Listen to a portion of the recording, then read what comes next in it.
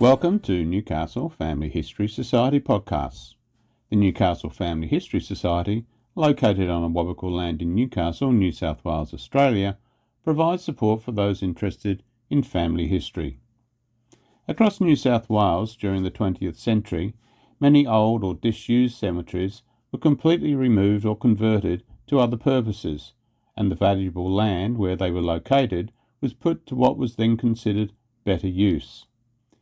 Newcastle had 6 lost cemeteries: the Presbyterian, Roman Catholic and Wesleyan Methodist Burial Grounds in Newcastle West, the first Wallsend Cemetery, now known as Old Wallsend, the cemetery attached to St Andrew's Church of England in North Waratah, and Newcastle's earliest burial ground at Christ Church, Newcastle.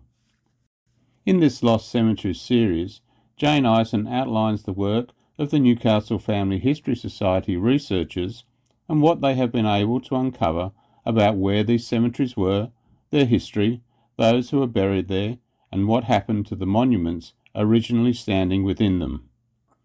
In this 6th and final podcast, Jane looks at the little-known Wesleyan Methodist Burial Ground, once situated in Newcastle West. Listeners should remember that there was not just one Newcastle West cemetery. There were in fact 3 separate burial grounds in the general area of Newcastle West, one for Roman Catholic burials that adjoined the cemetery for Presbyterian burials beside Cottage Creek, and some distance further west towards Maitland was the Wesleyan Methodist Burial Ground. Novocastrians today who are aware of Newcastle's history may refer to these early burial grounds as either the Newcastle West Cemetery, the West End Cemetery, Cottage Creek Cemetery, or Honeysuckle Point Cemetery.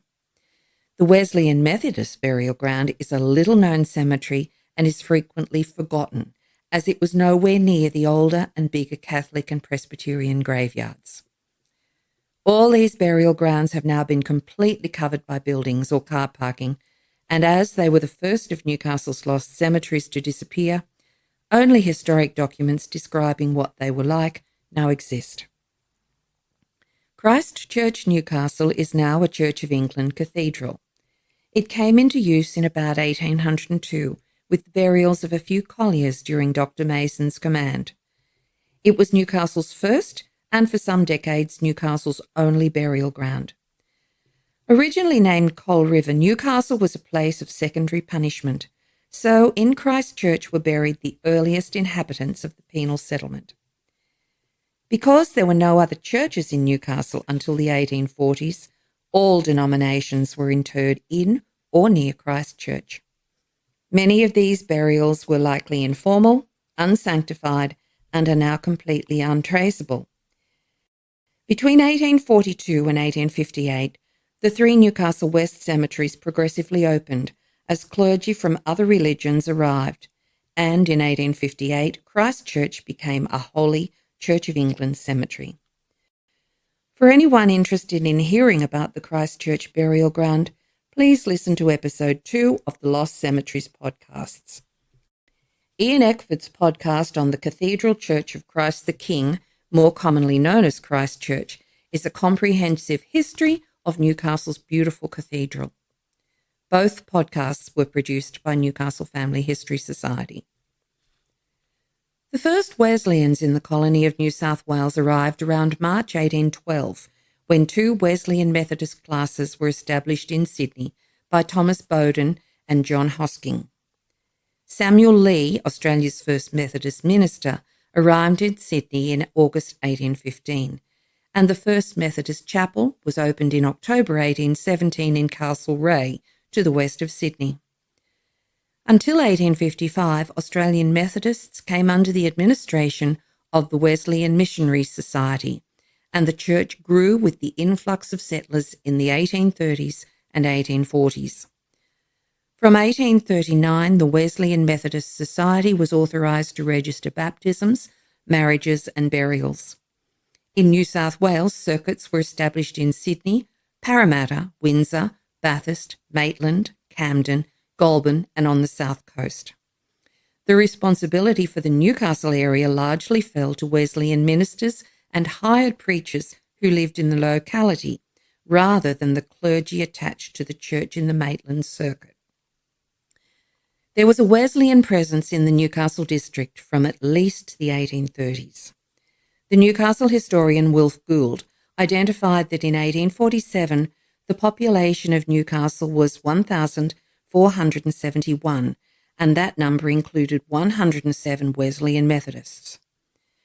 By 1850, Windross and Ralston identified that there were 277 Methodists in the town and its surrounds. Gould recorded that during the 1830s, these nonconformists met for divine worship in Mr. Lightbody's schoolroom in New Common Street, Newcastle. The building was set well back from the street and had once been a cordial factory. In 1843, the Reverend Frederick Lewis was in charge of the Maitland circuit, which included Newcastle, and it was mainly through his efforts that a Wesleyan chapel was eventually erected on the land in front of the cordial factory. There is little doubt that the Wesleyans would have been keen to build a place of worship and also to acquire a dedicated site for burying their dead, as it is likely that they would have noted the activity of the Roman Catholic and Presbyterian churches, whose burial grounds began operating beside Cottage Creek in Newcastle West between 1841 and 1845. Representations to government were eventually successful, and the New South Wales Colonial Secretary approved a site in June 1846. This Wesleyan Methodist Burial Ground was also in the Newcastle West area. It was recorded as portion 2519 in the parish of Newcastle, county of Northumberland. It measured about an acre in size. In July 1854, the area was reduced in size when some land was resumed for the railway. The cemetery can hardly have been an inviting prospect for the burial of the Wesleyan dead. When it was dedicated in September 1846, it was even further from the Newcastle township than the cemeteries beside Cottage Creek, which was situated in the bush, and some accounts of the Wesleyan cemetery described its surroundings as unattractive. The cemeteries beside Cottage Creek were frequently flooded, but it seems from reports that the Wesleyan burial ground was almost constantly waterlogged. The Newcastle Morning Herald and Miners Advocate in March 1902 reported the cemetery's condition, outlining that old residents tell gruesome stories of interments there at which the coffin floated in water and had to be forced down with poles while the graves were filled in. A part of the land bordered on a swamp, but it is hard to define the boundaries now. A very small piece remains enclosed with a rickety fence, and in the enclosure there are all that remains of 5 graves. Seemingly, even in 1902, the cemetery had been virtually forgotten. Identifying the exact location of the Wesleyan Methodist Cemetery in today's city is very difficult. No images or paintings have survived, and no trace or memory remains. Only early maps can be used to identify its location. Like the Roman Catholic and Presbyterian cemeteries, the Wesleyan burial ground was originally situated between Hunter Street and the railway line, but was some distance further west of the Cottage Creek burial grounds and just west of the intersection of Hunter Street with Tudor and Railway Streets. Hunter Street is a very long street beginning almost at Newcastle Beach and eventually running directly to Maitland. While most of this thoroughfare is referred to as Hunter Street, parts were once identified differently. Blaine Street was an earlier name for the western section, and even now some sections are still referred to as Hunter Street West. Near Cottage Creek, Hunter Street was once named Newcastle Street, and heading further west, it is still briefly identified as the Pacific Highway before becoming Maitland Road. The cemetery is now buried beneath buildings and car parks, and the Hunter Street frontage is occupied by businesses of various types. The burial ground once lay roughly opposite the Sacred Heart Roman Catholic Cathedral and between the 2 laneways leading from Hunter Street towards the train line. There is no signage to indicate to those unfamiliar with the area of the burials that still lie beneath their feet. Light industrial businesses are likely to continue to operate in the area, as the Honeysuckle Recreation Precinct that is being developed has not extended this far west. From the date of their establishment in the colony, the clergy of each denomination were required to send returns of baptisms, marriages and burials to the Supreme Court of New South Wales. The Church of England began sending returns in 1826. The Roman Catholic Church records were sent from 1834.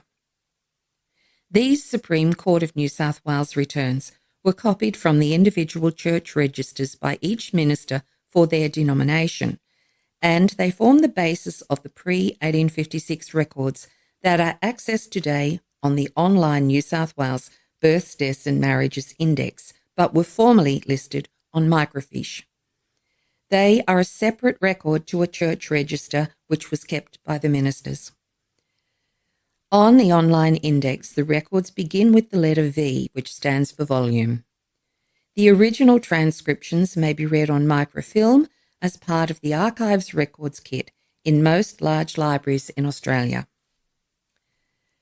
The Newcastle Family History Society researchers found difficulties in recreating the Wesleyan Methodist burial records, and the names of those interred only covers the period from the beginning of civil registration in March 1856 until the cemetery's closure in 1881.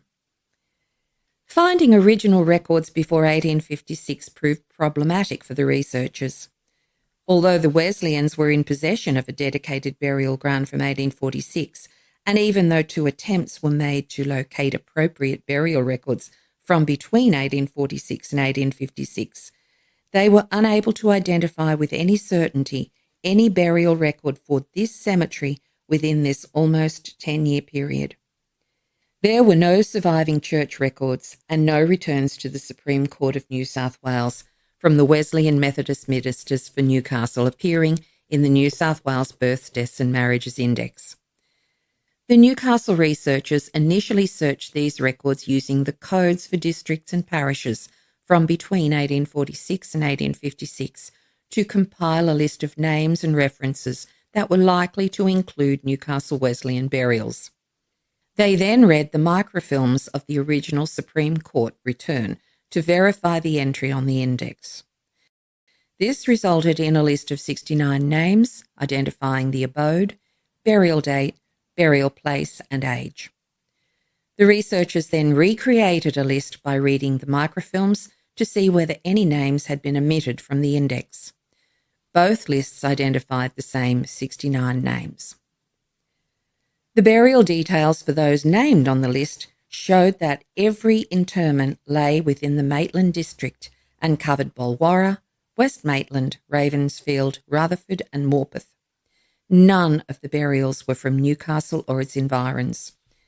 The 69 names were then checked against the burials and deaths register compiled by the Maitland City Council that identifies burials in its local area. While not every burial was found, most were, proving that there was almost no chance that anyone on the list was buried in the Newcastle West Wesleyan Cemetery. These 69 names have not been included in the publication recreating the Newcastle West burials compiled by the Newcastle researchers, but the burials were investigated and that research has been preserved in the Newcastle Family History Society Library. In order to try to resolve the problem of locating any surviving Wesleyan records, an inquiry was made to the Uniting Church Records and Historical Society, then located in North Parramatta. The reply from the then librarian archivist Darryl Lightfoot in February 1999 included the statement, "I am afraid we aren't able to assist you as regards burial records for the 1846 to 1856 period, as we have no extant records of this cemetery at all here. We have been asked on various occasions for assistance in this connection, but nothing has come up. As you'd know, this is a very early period for Methodism in Newcastle itself, and most of the work pre-1856 was centred on Maitland and Morpeth, with Newcastle being largely worked by ministers and hired preachers located in those centres. Discussion of your research suggests to us that the post-civil registration references the Society has located constitutes probably as definitive a listing as will ever be located on burials in this old Methodist cemetery.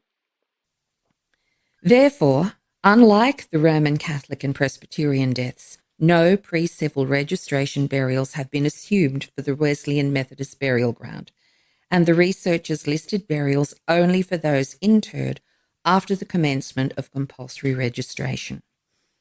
Civil death registrations began in March 1856 and identified a birthplace, parents, marriage details and children if applicable, a cause of death and the date of both the death and burial. To identify those Wesleyan Methodists buried after March 1856, the Newcastle researchers requested support from the then Newcastle District Registrar Bob Smith, who approached the Sydney Registry Office with an outline of the project. Permission was given for researchers to access the local death registers that in 1996 were stored in the Newcastle Registry in Wolfe Street. These registers were transferred to Sydney in 2001. There were conditions placed upon this access. Only 5 fields could be extracted from the information recorded in the registers: surname, given names, the date of death, the burial place, the spouse or parents but not both, and if neither spouse or parents was shown, which wasn't uncommon, the person's birthplace could be recorded if it appeared. The Newcastle researchers extracted and transcribed this information not only for the Newcastle West cemeteries, but also for the wider project aiming to reconstruct the records for all the lost burial grounds that make up this series of podcasts.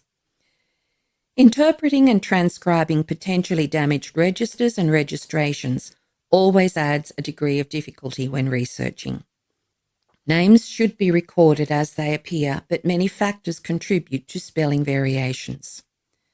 All the records were handwritten, and even if the handwriting is clear and unfaded, and the page is complete and clean without blots or mould, there will be different interpretations of what was recorded.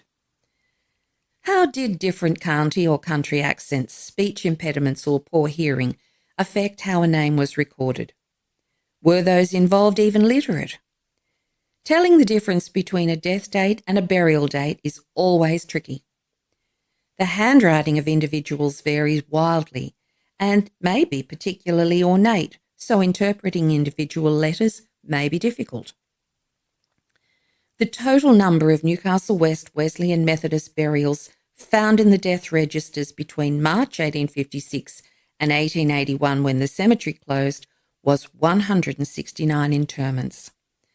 The first occurred on the 18th of September 1858, more than 2 years after compulsory registration began, and was that of 15-year-old Thomas Ferniehoff.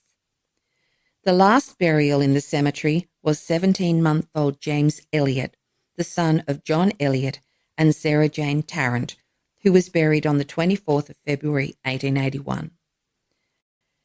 As with the other lost cemeteries, this database of 169 names was then cross-checked and supplemented by reports of inquests, funerals, deaths, obituaries and accidents in local and regional newspapers. Sometimes there was nothing additional located. In 1996, when this research was commenced, Trove did not exist, so each newspaper needed to be loaded onto a microfilm reader, transcribed by hand and then retyped. Many newspapers have been severely damaged by time and scissors, and some appear to have been used as working copies, so are covered with notations and marks. Despite the extensive coverage provided by contemporary publications, there are gaps where some issues have not survived.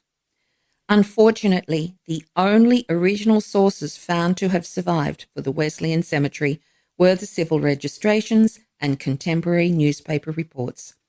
So the Newcastle researchers acknowledge that many early Wesleyan pioneers of the Newcastle area may remain unidentified. Another complication for recording interments in the Wesleyan Methodist Cemetery was the condition of the cemetery itself.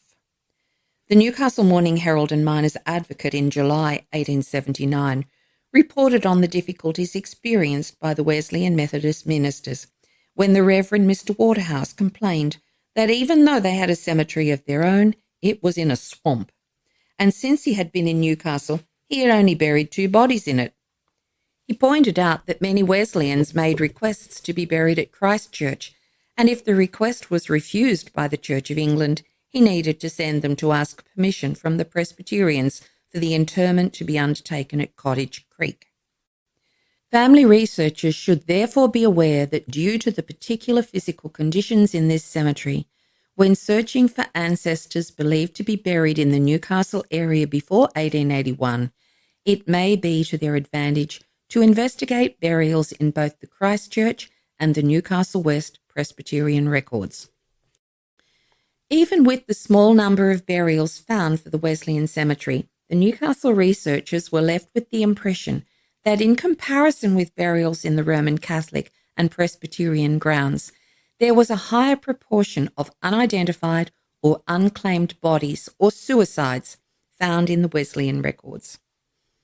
There were many harbour drownings and boating and mining accidents, and many of the burials were sailors from visiting ships, so little was recorded on their death registration. Some of those who drowned were unidentifiable. The Wesleyan Methodist Burial Ground is the last resting place of the Frenchman Louis Brigade from the ship Mary Blair. George Colwell, a native of New York who was a seaman on the schooner Silver Cloud. Another New Yorker, Samuel Craven, from the bark Sarah Ann. John Gardner, the cook aboard the brig Alexandra, and Joshua Densley, who had lived in Newcastle for decades, but who had formerly been a Marine and had served aboard the British warship the Plantagenet.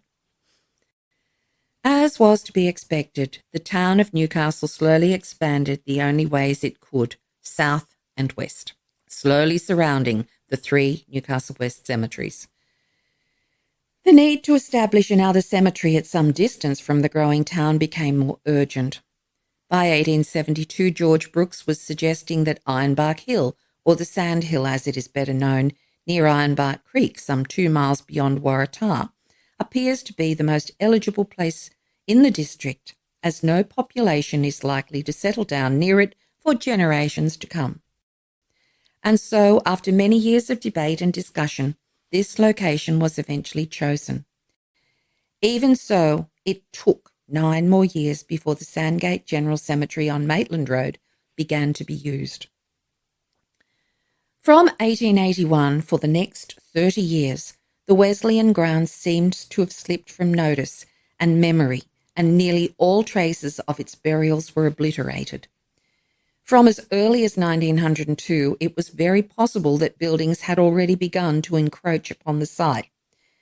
The Wesleyans seem to have escaped the frequent criticism of neglect, desolation, and decay regarding their cemetery that were frequently levelled by the newspapers of the day to the Roman Catholic and Presbyterian authorities. This was possibly because the site was remote and its existence as one of Newcastle's earliest cemeteries had already been forgotten.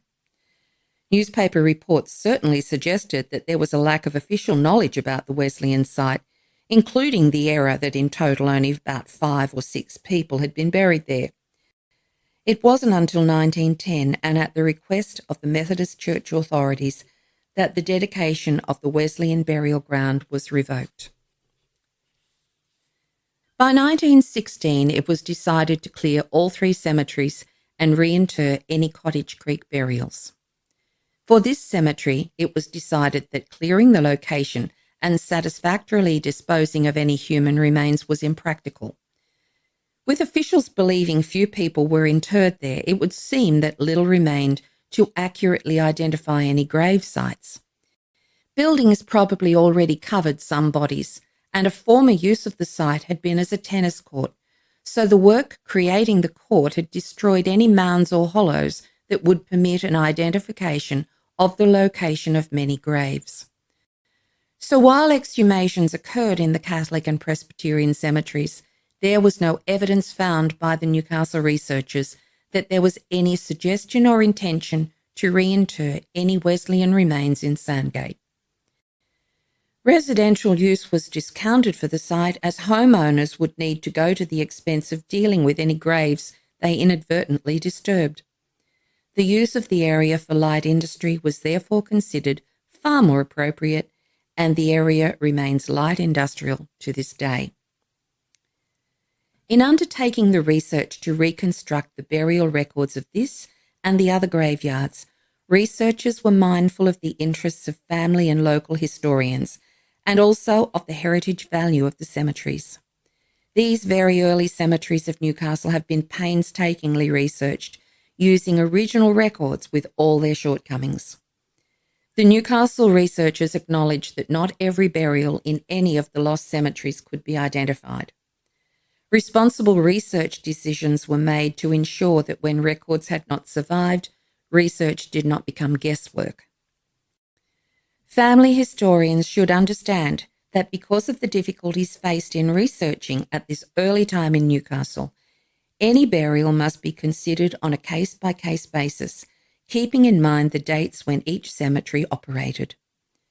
Should any individual researcher locate evidence within their personal documents regarding any person interred in this or in any other of Newcastle's cemeteries who they believe is undocumented, please let Newcastle Family History Society know. Opportunities to learn of the fate of the deceased or to assist in further understanding Newcastle's history are very welcome.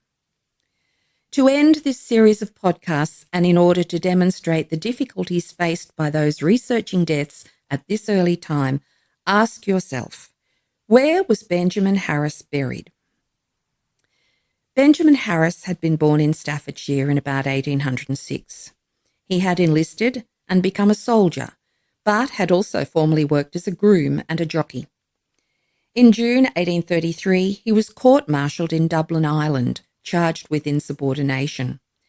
It was a second offence, as after an earlier conviction he had received 500 lashes as punishment. Harris was therefore sentenced to transportation to New South Wales for life and arrived in New South Wales aboard the James Lang in 1834.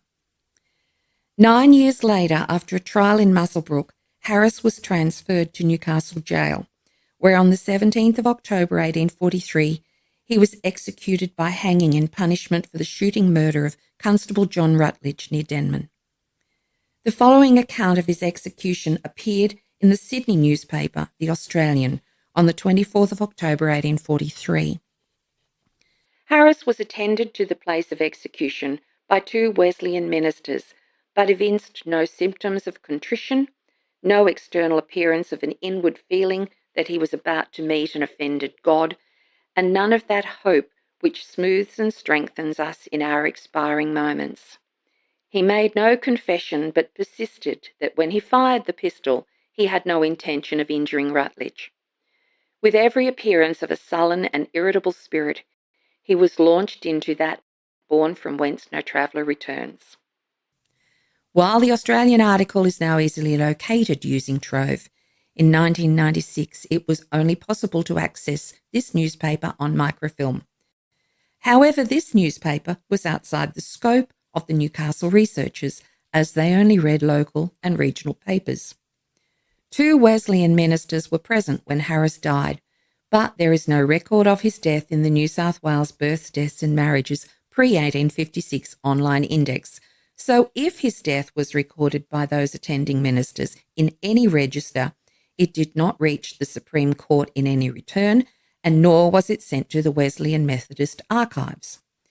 There is no record of Harris's execution in the convict death register, nor on the James Lang indent. The only evidence of Harris's identity comes from the Newcastle Jail admission records.